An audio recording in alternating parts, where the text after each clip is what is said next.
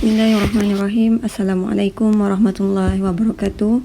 Berjumpa lagi kita dalam kelas pendidikan Islam tingkatan 2. Pada hari ini kita akan belajar tajuk baru. Okey, sebelum kita masuk tajuk baru, okey, marilah kita bersama-sama membaca doa belajar.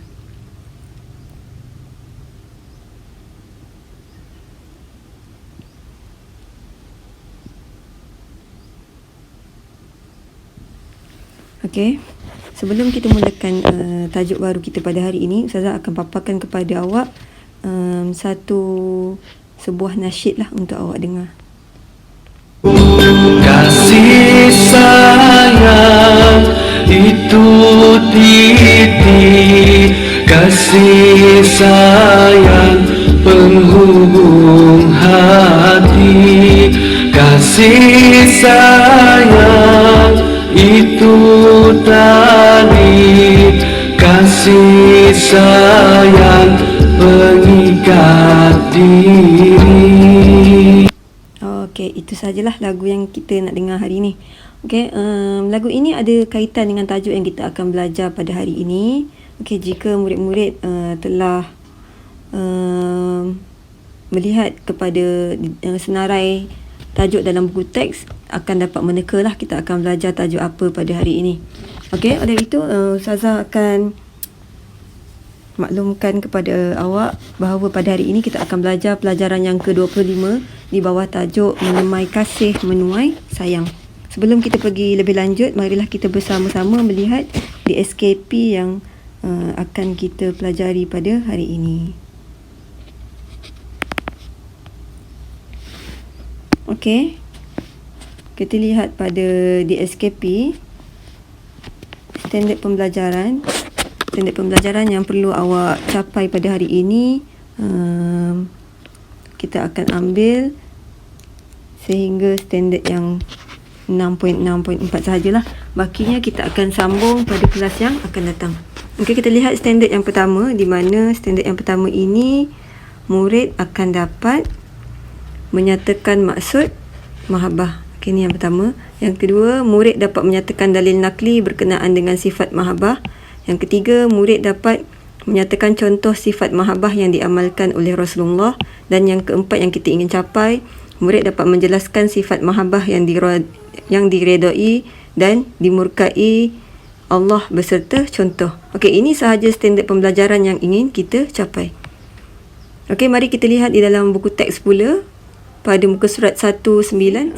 Jika kita lihat di dalam buku teks ini, yang pertama sekali kita akan lihat kepada maksud. Okey, maksud kasih sayang ataupun dalam bahasa Arab dia adalah mahabbah. Okey, kasih sayang ini dari segi bahasa maksudnya adalah cinta, kasih, sayang, kecenderungan diri. Okey, kalau kita rujuk di dalam kamus Dewan, awak boleh rujuk dalam kamus Dewan. Okey, apa yang dimaksudkan dengan cinta? Okey, cinta ni adalah perasaan sangat sayang. Okey, itu maksud cinta. Okey, kita akan lihat pula maksud kasih. Okey, kasih ini adalah perasaan sayang. Okey, so kedua-dua ni merujuk kepada perasaan. Okay, kita lihat pula apakah definisi untuk sayang. Okay, sayang menurut kamus Dewan menaruh rasa kasih dan juga rasa cinta. Okay, ketiga-tiga perkataan ini, cinta, kasih dan juga sayang ini, dia saling berhubung kait. Kalau kita tengok tadi, cinta, perasaan, sayang. Okay, dia ada hubung kait. Okey, sekarang ni kita lihat pula apa yang dimaksudkan dengan kecenderungan diri. Okey, kecenderungan diri ini dalam kamus Dewan dia dia tak ada kecenderungan diri, tapi kita akan cari wording dia, kata asal dia lah, iaitu cenderung. Okey, cenderung ini adalah minat pada sesuatu. Okey, maknanya dari aspek bahasa ni, kasih sayang, kecenderungan diri ni membawa maksud diri kita tu minat kepada sesuatu. Okay, kita tengok daripada segi istilah pula. Daripada segi istilah, kecenderungan diri terhadap sesuatu yang baik. Okay, maksudnya diri kita ni minat kepada sesuatu yang baik. Okey, apa yang dimaksudkan dengan baik ni adalah perbuatan-perbuatan yang positif lah. Okey, perbuatan yang tidak jahat. Banyaklah contoh-contoh baik. Maknanya kita cenderung, diri kita ni cenderung terhadap sesuatu yang baik. Okey, itu adalah maksud kasih sayang. Okey, kita berpindah kepada dalil nakli tentang kasih sayang. Okey, dalil yang pertama, firman Allah Subhanahu wa taala tentang sifat kasih sayang Allah Subhanahu wa taala dalam Al-Quran, dalam surah Al-Maidah ayat yang ke-13, surah yang ke-5. Okey, yang ini maksud dia ni surah keberapa? Maknanya dia dalam Al-Quran ini surah yang ke-5. Okey, innallaha yuhibbul muhsinin, yang bermaksud sesungguhnya Allah suka. Allah ni suka kepada orang yang berusaha untuk membuat kebaikan. Maknanya kalau seseorang itu berusaha, baru berusaha kan, kita tak buat lagi, baru kita berusaha untuk membuat kebaikan pun Allah dah suka. Apatah lagi kalau kita memang dah buat kebaikan, memang Allah lagi sayang lah. Okay, apa tanda-tanda kalau Allah suka kepada orang yang membuat kebaikan ni? Apa agak-agaknya tanda-tanda Allah suka? Maknanya hidup kita bahagia, hati kita tenteram. Okay, apa contoh-contoh kebaikan? Contoh kebaikan contohnya seperti apa? Tolong menolong. Kita tengok firman Allah yang kedua tentang sifat kasih sayang sesama orang Islam. Okay, apa beza di antara dalil pertama dengan dalil kedua? Okay, dalil pertama ini tentang kasih sayang Allah. Maknanya Allah yang sayang kepada hamba-Nya. Firman yang kedua ni tentang kasih sayang manusia. Kasih sayang kita lah. Kita ni sayang kepada sesiapa. Okay, dalam surah Al-Fath ayat yang ke-29. Muhammadur Rasulullah wallazina ma'ahu asyidda'u 'alal kuffari ruhama'u bainahum. Okey, yang bermaksud Nabi Muhammad sallallahu alaihi wasallam ialah pesuruh Allah, dan orang yang bersama dengannya bersikap tegas terhadap orang kafir, musuh Islam, dan berkasih sayang sesama sendiri. Dalil ini menceritakan tentang Nabi Muhammad ini adalah pesuruh Allah. Ini yang pertama. Yang kedua menceritakan tentang orang yang bersama dengannya. Ni maknanya orang-orang yang mengikut ajaran Rasulullah lah. Orang yang bersama dengan Rasulullah ini dia ada dua sifat. Sifat yang pertama, dia bersikap tegas terhadap orang kafir. Okay, ni sikap pertama dia. Sikap yang kedua, dia berkasih sayang dengan umat Islam. Dia ada dua sifat. Okay, so dalam ayat ini mesti awak tertanya-tanya, kenapa kita kena tegas, bersifat tegas terhadap orang kafir? Adakah kita ni tak boleh adakah kita ni asyik kena bertegas je dengan orang kafir? Ataupun ada waktu-waktu tertentu yang kita boleh bertegas? Okay, sebenarnya ayat ini nak menceritakan tentang orang kafir yang musuh Islam. Maknanya kita kena bertegas, terutamanya contohnya ketika dalam peperangan. Kita nak memerangi orang kafir, so kita kena bertegas dengan dia. Tak boleh berlemah lembut lah. Takkanlah time perang tu kan kita nak berlemah lembut dengan dia kan. Tak logik lah. Okey, antara lain dalam bab akidah. Maknanya jika orang Islam, orang kafir itu menghina Islam, orang kafir itu menjatuhkan maruah umat Islam, maka ketika itu kita kena bersifat tegas. Okey, tetapi dengan orang Islam pula sebaliknya, di mana kita kena bersifat kasih sayang. Okey, kalau orang kafir ni, kalau contohnya banyak dekat dalam laman sosial, contohnya Facebook, kan mereka menghina Allah, menghina Rasulullah, memijak Al-Quran, dan perbuatan itu mereka buat secara terang-terangan. Kalau kita lihat, kerajaan Malaysia telah mengambil tindakan lah, di mana mereka akhirnya berjaya ditangkap dan dikenakan hukuman. Okey, so kita tengok kita tengok dalil nakli yang ketiga, iaitu hadis daripada Anas bin Malik radhiyallahu anhu. Rasulullah sallallahu alaihi wasallam bersabda, la yu'minu ahadukum hatta yuhibbu li ahihi ma yuhibbu li nafsihi. Okey, hadis ni selalulah pelajar-pelajar Smart Kajang memang selalu gunalah. Okey, maksudnya tidak sempurna iman seseorang sehingga dia kasih kepada saudaranya sebagaimana dia mengasihi dirinya. Okey, maknanya seorang Muslim itu iman dia akan sempurna jika dia kasih kepada orang lain sama seperti dia kasih kepada diri dia. Okey, maknanya kalau kita lihat orang susah, apa yang perlu kita buat? Kalau kita sayang kepada kawan kita tu, kita akan bantu dia. Contohnya kalau awak duduk asrama, bila lihat kawan awak susah, tak ada duit nak belanja, bukanlah Ustazah suruh belanja, tapi bila awak ada perasaan kasih sayang tu, awak akan berkongsi makanan dengan dia. Contohnya kawan awak bangun lambat ke, lepas tu dia tak sempat nak breakfast dekat DM. So waktu rehat dia lapar, tapi tak ada duit, awak lah berkongsi makanan dengan dia. Okey, itu adalah salah satu bentuk kasih sayang lah. Okey, so sampai setakat ini kita dah ada dua standard pembelajaran yang telah kita capai. Yang pertama maksud, yang kedua dalil. Okey, kita berpindah kepada yang seterusnya. Okey, sifat kasih sayang Rasulullah. Okey, dalam muka surat 192 ni ada apa ni? Ada pantun. Saya rasa pantun ni. Okey, so dalam pantun ini ada menceritakan tentang sifat-sifat kasih sayang Rasulullah. Kita tengok yang baris pertama ni. Sayang Rasul kepada Khadijah tidak terperi, baju yang koyak dijahitnya sendiri. Sifat terpuji Rasul wajib diikuti, amalan kasih sayang agar diberkati. Amalkan kasih sayang agar diberkati. Okey, so dalam perenggan ini ada sifat kasih sayang yang Rasulullah tunjukkan.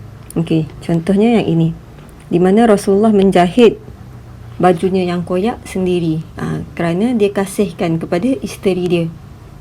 Okey, kita tengok rangkap seterusnya.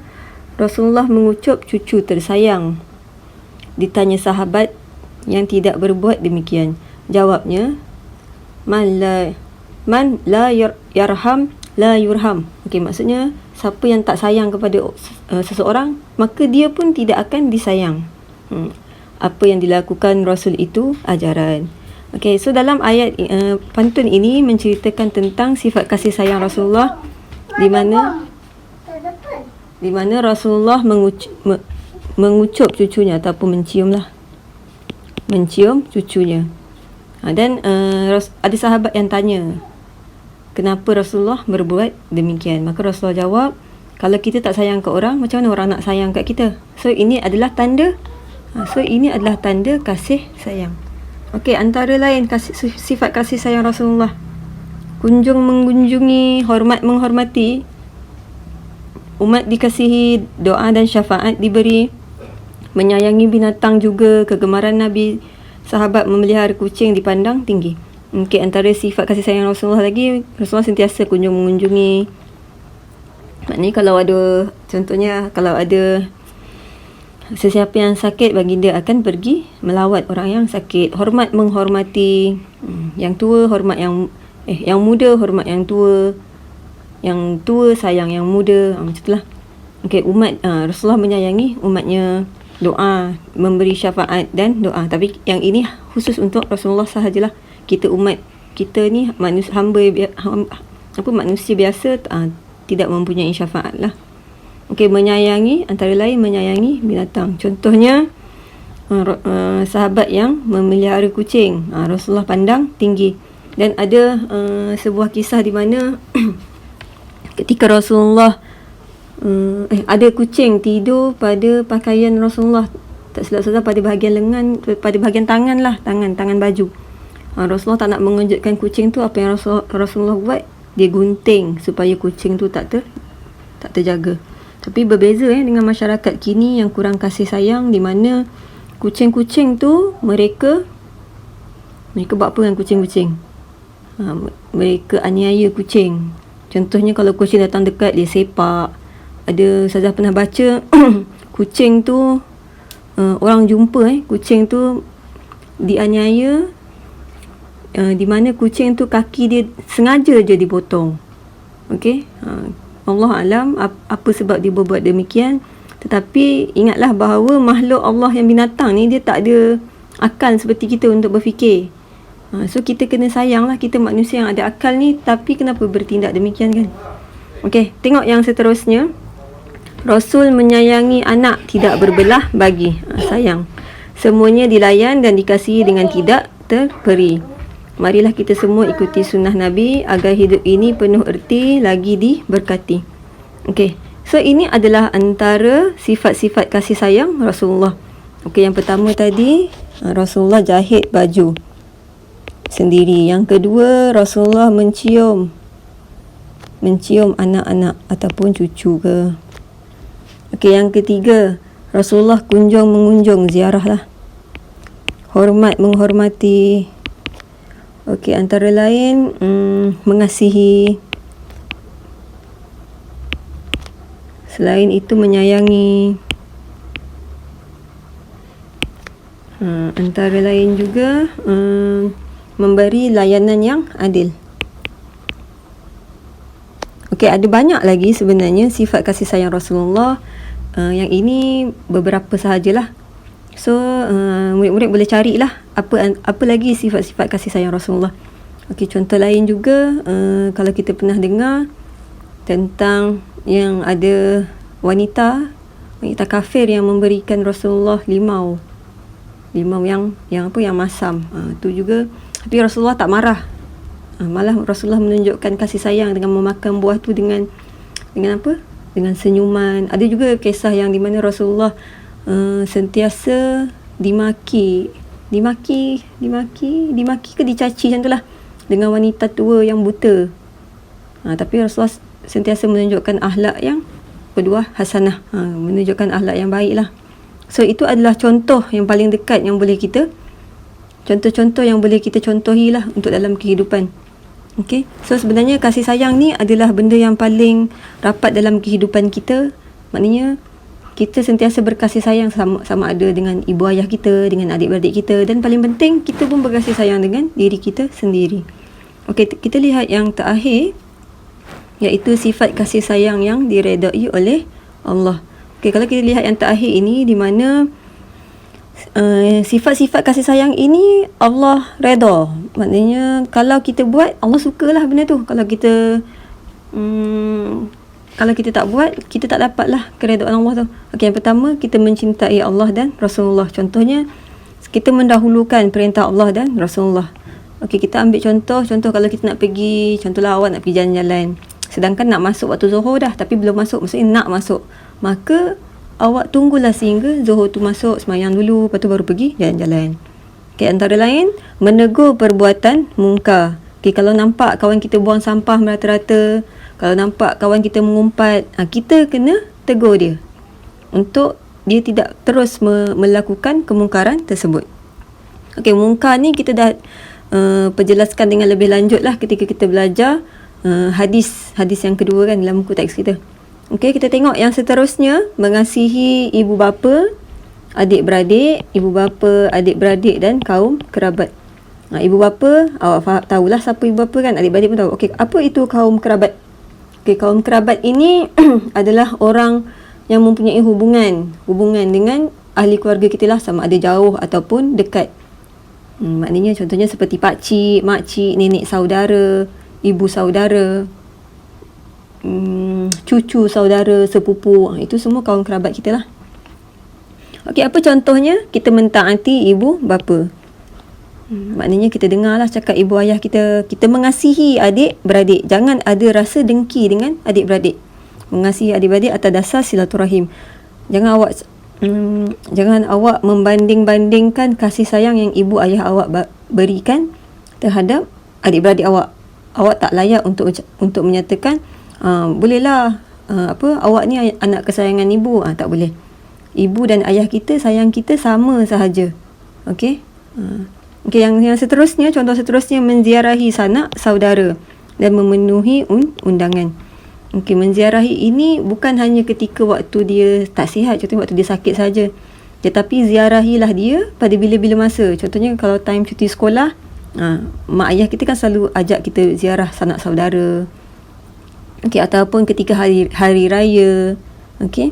Dan memenuhi undangan. Undangan ni maksudnya kalau ada orang ajak kita, jemput kita pergi kenduri, kita seharusnya cubalah untuk memenuhi undangan tersebut. Ada kawan kita ajak kita pergi majlis hari lahir dia, boleh, tu pun boleh lah. Itu semua adalah sifat kasih sayang lah yang Allah redai. Okey, yang ketiga, menyayangi saudara seagama. Okey, contoh dia kat sini, mengajak bersama-sama membuat kebaikan. Ini semua awak dah buat lah dekat Semak Kajang. Contohnya apa yang awak buat sama-sama, mengajak semua orang berbuat kebaikan. Contohnya macam susun kasut dekat mana-mana tempat. Contohnya masuk kelas, bilik-bilik khas, masuk ke masjid, susun kasut. Okey, itu semua adalah mengajak kepada kebaikan, mengamalkan perintah Allah. Okey, perintah Allah ini banyaklah. Contohnya perintah wajib, perintah sunat. Okey, so perintah wajib ni memang wajib lah untuk kita amalkan. Sunat ni contohnya kita ajak kawan kita baca Al-Quran, ajak kawan kita puasa sunat. Okey, sebab apa kita ajak kawan kita? Sebab kita sayang kepada kawan kita tersebut. Okey, menghormati yang lebih tua. Kalau contohnya awak ni form 2, so awak hormatilah yang lebih tua. Siapa yang lebih tua daripada awak? Form 3, form 4 dan juga form 5. Okey, so kat sekolah ada siapa lagi? Ada makcik-makcik cleaner, ada acik kantin, ada cikgu-cikgu. Itu semua orang-orang yang perlu kita hormati. Okey, mengasihi yang lebih muda. So yang lebih muda kalau kat sekolah tu untuk awak adalah pelajar-pelajar form 1 lah. Jangan awak bully dia pula. Jangan Okey, membantu anak yatim, wanita, orang miskin, orang kurang upaya. Orang kurang upaya ni maknanya contoh kawan awak ni mengalami masalah kurang pendengaran. So awak bantulah dia. Contohlah kat Semak Kajang tak ada, saya rasa. Maknanya kalau contohnya bila cikgu cakap tu kawan awak kurang dengar, awak tolong repeatkan dekat dia ke. Okey, itu yang sifat kasih sayang yang Allah redai. Kita lihat pula sifat kasih sayang yang Allah murkai. Okey, yang pertama, cinta yang melampaui batas syarak, di mana contohnya cinta antara lelaki dan perempuan ajnabi sehingga mendorong kepada perbuatan zina. Nanti awak tanya Ustazah pula, Ustazah kalau tak ada tak ada perasaan untuk buat zina? Okey, so cinta antara lelaki dan perempuan ni seelok-eloknya memang kena nak cakap ayat dia, memang kalau boleh cuba untuk elakkanlah. Awak berkawan dengan kawan awak lelaki perempuan tak ada masalah, tetapi kalau cinta tu, sebab cinta ni adalah fitrah lah, tetapi kita yang kena kawal benda tu kan. Okey, yang kedua, kasih demi kepentingan kebendaan. Okey, kerana contohnya awak cinta dekat seseorang kerana rupa paras, awak cinta kerana harta benda, awak cinta kerana pangkat. Okey, maknanya contoh kita ambil pangkat. Contohnya awak rapat dengan cikgu tu semata-mata nak jadi pengawas. Itu semua dimurkai lah. Sedangkan kita ni berkasih sayang ni tanpa sebab. Semata-mata semuanya hanyalah kerana Allah sahaja. Okey, yang ketiga, cinta yang keterlaluan. Contohnya mengutamakan rakan lebih daripada ibu bapa. Okey, dalam konsep ini kita kena faham siapa yang duduk di tangga teratas. Maksudnya dalam level-level tu siapa. Contohnya kalau cikgu dengan kawan awak, so siapa yang awak perlu utamakan? So kena utamakan cikgu. Contohnya kalau Allah dengan ibu bapa, siapa yang kena utamakan? Perintah Allah, barulah ibu bapa. Okey. Okey, itu sahaja standard pembelajaran yang ingin kita capai pada hari ini. Semoga penerangan Ustazah ini memberi pemahaman lah kepada awak. Okey, kita akan teruskan dengan tugasan yang Ustazah akan sharekan dalam Google Classroom. Okey, setakat itu saja. Wabillahi taufiq wal hidayah. Wassalamualaikum warahmatullahi wabarakatuh.